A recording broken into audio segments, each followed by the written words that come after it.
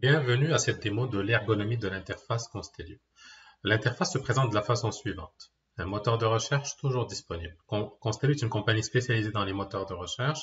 L'objectif est de vous permettre de vous retrouver rapidement via une recherche, autant pour les documents qui sont dans Constellio que les documents qui sont connectés à l'externe. Vous avez la recherche avancée qui se fait via un petit triangle et qui vous permet d'aller sélectionner des champs particuliers avec des opérateurs booléens. Vous avez un concept de collection, donc dépendamment si vous avez des privilèges vous allez voir une ou plusieurs collections.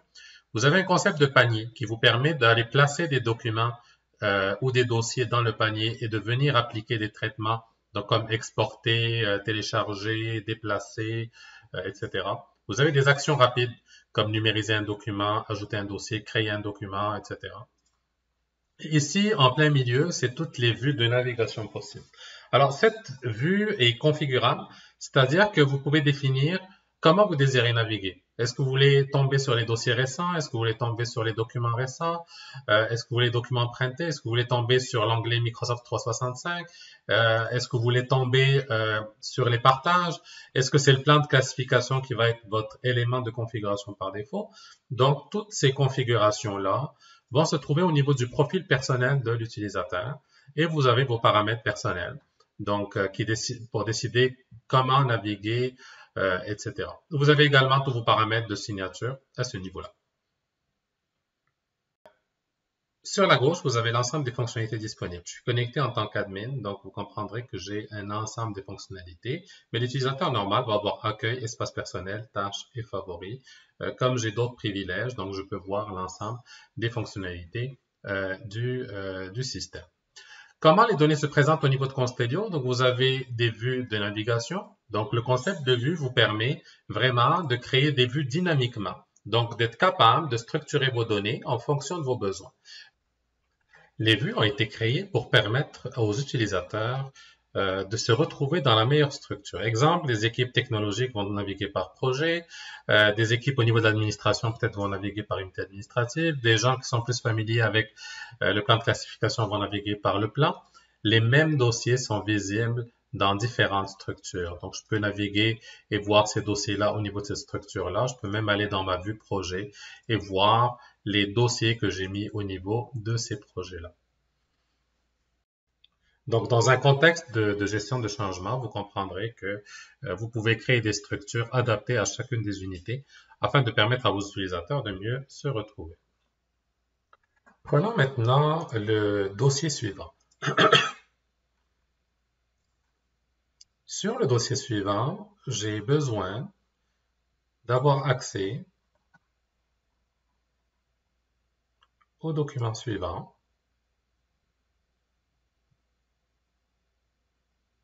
Si maintenant je prends un document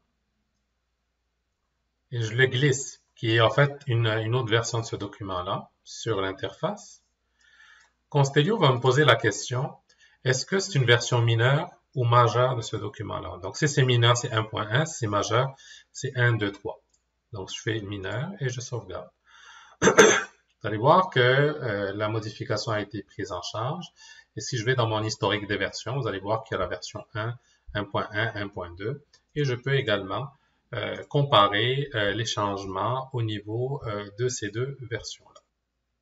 Ce document-là qu'on vient de versionner, donc vient glisser, déplacer à travers l'interface, peut également être modifié soit en cliquant sur Ouvrir.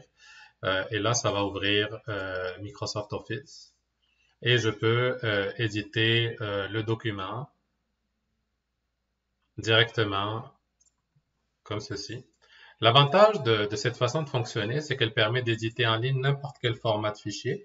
Il n'y a pas d'intégration faite à Microsoft Office. C'est vraiment un outil qui est développé au niveau du poste de travail qui permet de faire cette synchronisation et d'ouvrir les fichiers avec leur format natif. Donc, quand vous travaillez sur un fichier AutoCAD ou n'importe quel fichier, vous allez être capable de le modifier et le système va prendre en charge tous les changements et va appliquer bien sûr le versionnage. Donc, si je fais par exemple ceci et je sauvegarde, si je ferme, vous allez voir qu'en arrière, Constellio se rafraîchit en temps réel au niveau de l'interface web et mes changements sont répliqués. Autre élément que je peux faire, c'est que ce même document-là, je peux aller via l'équivalent d'un partage réseau. Donc, si je vais ici, et je clique là, dossier démo. C'est le fichier suivant. Je peux l'ouvrir directement comme si j'étais dans Windows également. Et venir l'éditer. Je peux faire du fichier enregistré sous. Et je sauvegarde comme si j'étais dans Word. Les intégrations sont faites de façon à ce que ça soit extrêmement intuitif et simple. Un utilisateur qui travaillerait sur Windows ou qui travaillerait dans l'interface web, les réplications, les changements, les versionnages sont faits de façon tout à fait automatique et gérée par la plateforme. En ce qui a trait à l'emprunt-retour des documents, donc check-in, check-out, je peux faire des emprunts retour des documents à partir d'ici au niveau de l'interface et le système va loquer le document, donc il va nous informer qu'il est loqué, ou je peux cliquer sur un document, ce qui va faire en sorte que Microsoft Word va s'ouvrir. Je peux aller modifier le document, faire un sauvegarder, et là le système va me demander de l'emprunter.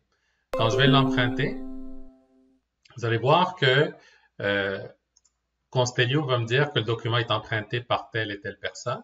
C'est de faire un retour en allant retourner le document. Et là, il va me dire, voulez-vous retourner une mineure, 1.1, 1.2, 1.3, une majeure, 1, 2, 3. Donc, je vais dire que c'est une majeure et je vais sauvegarder. En faisant ça, le temps que le viewer se charge, j'ai accès à mon historique des versions, à ma comparaison de versions. Constellio dispose également de plusieurs algorithmes d'intelligence artificielle. Je vais vous montrer un petit exemple assez rapidement qui consiste à placer un document n'importe où dans Constellio et de demander à Constellio d'être capable de l'identifier. Donc, en faisant un glisser n'importe où dans l'interface, Constellio va nous afficher une fenêtre de cette nature-là et j'ai la possibilité de faire un diagnostic. Premier élément que Constellio va me dire, c'est que le document que j'essaie d'enregistrer est un doublon. Que ce doublon-là se trouve dans le dossier démo Constellio, mais en plus que la version que j'essaie de sauvegarder est une vieille version et qu'on a une version plus récente dans Constellio. Il détecte également les semi-doublons, basés sur un pourcentage de similarité. Et vous voyez ici, j'ai un document à 99,5%, j'en ai un autre à 99,6% de similarité. L'idée de ça, c'est que je peux venir sauvegarder mon document en tant que version de un de ces documents-là. Et finalement, c'est un outil d'aide à la classification. Donc, ça me propose quel serait le meilleur dossier pour mon document. Donc, au lieu que l'utilisateur se cherche un peu partout, le système lui recommande la meilleure place pour classer le document. Quand nous sommes dans un dossier, donc le dossier est démo Constellio, j'ai son contenu, j'ai 13 documents dedans, j'ai ses métadonnées, donc je peux voir les métadonnées en lien avec ce dossier-là. S'il y a des tâches qui ont été exécutées sur ce dossier-là, je vais être capable de les voir, les partages qui ont été faits, ainsi que toute l'audit et journalisation en lien avec ce dossier-là. Quand je suis au niveau d'un document, je peux aller me positionner au niveau du document et je peux venir faire des annotations. Donc, en cliquant là-dessus, j'ai mon engin d'annotation qui s'offre à moi. Je peux mettre du texte. Annotation. Je peux venir vraiment masquer un contenu si j'ai envie de le faire, etc. Et par la suite, je peux libérer des documents de leur annotation et venir cacher ou rendre visibles les annotations. Les annotations sont des couches qui se font par-dessus le document et viennent nullement altérer le contenu du document. Donc, j'ai plusieurs possibilités d'annotation. Je peux également, sur ce même document, venir apposer une signature, venir apposer des initiales et certifier même ce document-là avec un certificat de signature, si je le désire. Donc, tout de façon extrêmement intégrée. Dans cette même vue de dossier, je peux, par exemple, appliquer, j'ai des facettes. De la même façon qu'on voit des facettes au niveau de la recherche, j'ai des facettes au niveau de chacun des dossiers. Donc, supposons que j'ai un dossier extrêmement volumineux. Je peux dire, donne-moi juste les PDF. Je peux venir faire des tris sur le titre. Donc, les mêmes facettes, ces filtres-là sont configurables. Je peux également venir faire une recherche dans le contenu du dossier. Et s'il y avait des sous-dossiers, je peux dire inclure l'arborescence au niveau de la recherche. Je peux par la suite sélectionner un certain nombre d'objets. J'ai action sur la sélection et là, je peux dire ajoute aux favoris. Donc, si j'ajoute aux favoris, je peux créer des favoris, par exemple, mes documents. et je peux m'y référer. Donc, si je vais dans les favoris, mes documents, je retrouverai tous les documents que j'ai placés au niveau de mes favoris. On a également toutes les notions en lien avec la manipulation de contenu. Donc, si je resélectionne des contenus, je peux venir appliquer des actions sur la sélection. Donc, je peux déplacer, je peux copier, je peux créer une archive SIP, donc un fichier avec une extraction avec les fichiers et les métadonnées. Je peux envoyer tout ça par courriel. Je peux générer un PDF consolidé. Je peux imprimer les étiquettes. Je peux les emprunter. Je peux télécharger un zip. Je peux créer une tâche directement qui contiendrait l'ensemble de ces éléments-là. Je peux générer un rapport. Je peux le mettre dans le legal hold ou dans la suspension juridique en cas de litige, etc. Il est également possible de, par exemple, si on prend la sélection suivante, de placer ces éléments-là au niveau du panier. En cliquant sur Ajouter au niveau du panier, ils vont se retrouver en haut à droite. Je peux aller également faire des recherches, comme une recherche Constellio, et aller, par exemple, sélectionner d'autres documents que je voudrais placer également dans le panier. Donc, via cette sélection, je peux aller également dire Ajouter au panier. Je me retrouve avec 5 documents. Et avec les documents que j'ai mis dans le panier, j'ai exactement les mêmes actions. Ajouter aux favoris, déplacer, copier, générer un cible, envoyer un courriel, générer un PDF, générer des alertes et des notifications à partir du module de tâches, etc. Pour conclure, la solution Constellio a été développée en un premier temps en français. Toutefois, je tiens à préciser que c'est une solution qui a été développée en respectant le I18N ou les standards de l'internationalisation et de la régionalisation.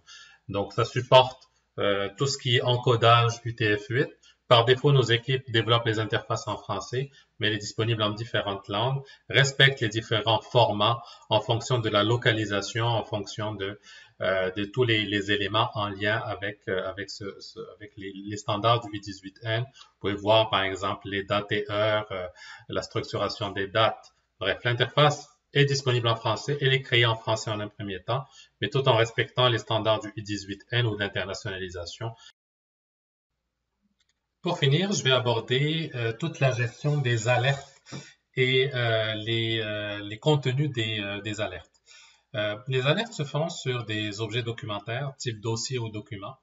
Il existe un plugin dans Constellio qu'on peut installer et qui s'active via ce module-là, donc via un onglet Alerte, et me permet d'avoir autant cet onglet-là sur les dossiers que sur les documents. Donc, je peux demander, par exemple, d'être notifié par courriel sur modification, sur suppression, sur l'ajout d'un sous-dossier, sur la modification d'un sous-dossier, sur la suppression d'un sous-dossier, sur l'ajout d'un document, sur la modification d'un document et puis sur la suppression d'un document. Donc, en fait, je peux définir les actions que je juge pertinentes pour moi. Je peux mettre un texte de notification pour me rappeler que faire attention à ce document, par exemple.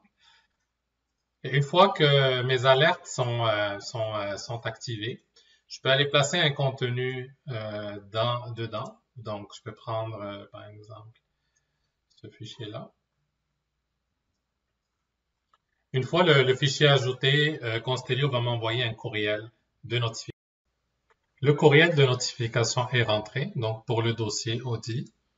Quand je rentre dedans, ça me dit qu'il y a un document qui a été ajouté qui porte ce nom-là. Je peux aller consulter le document et j'ai également la note que je me suis mis à ce niveau-là.